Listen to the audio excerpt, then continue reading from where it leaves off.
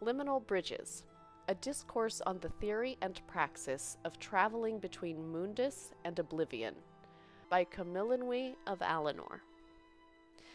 Transliminal passage of quickened objects or entities without the persistent agency of hyperagonal media is not possible, and even if possible, would result in instantaneous retromission of the transported reference.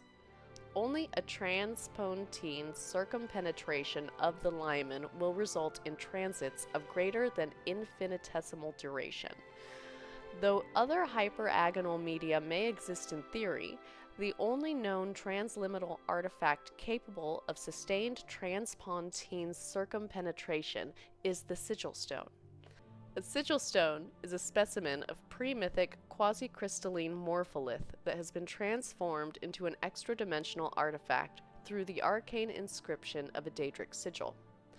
Though some common morpholiths, like soul gems, may be found in nature, the exotic morpholiths used to make the sigil stones occur only in pocket voids of Oblivion and cannot be prospected or harvested without Daedric assistance.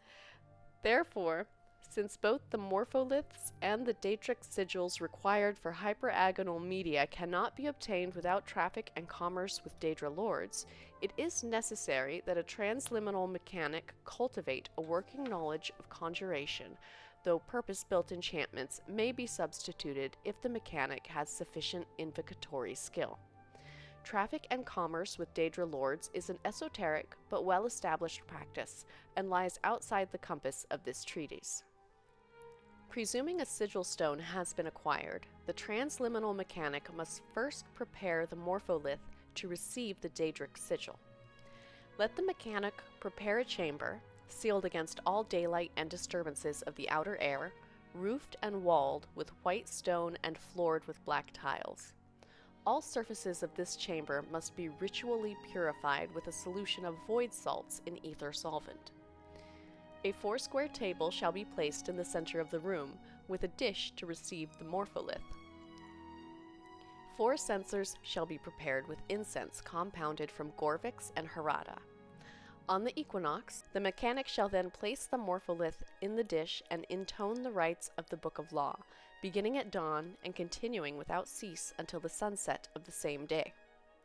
The mechanic may then present the purified morpholith to the Daedra Lord for his inscription.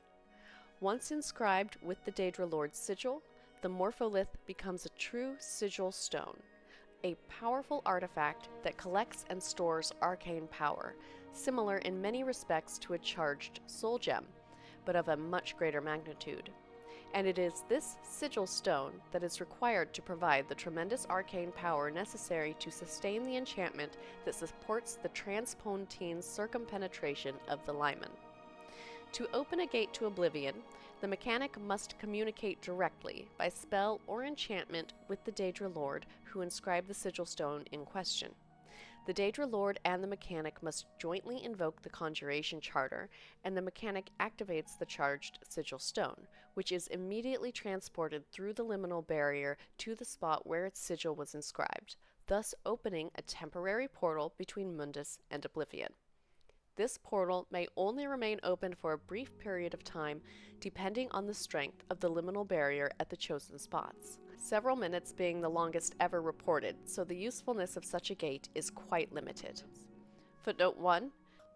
Interested students are invited to consult the works of Albrecht Theophanes Bombidius and Galerian the Mystic for the fundaments of this discipline.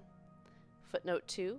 Recommended examples of the conjurational charter may be found in Therian's Book of Most Arcane Covenants or Raleigh Balla's 11 Ritual Forms.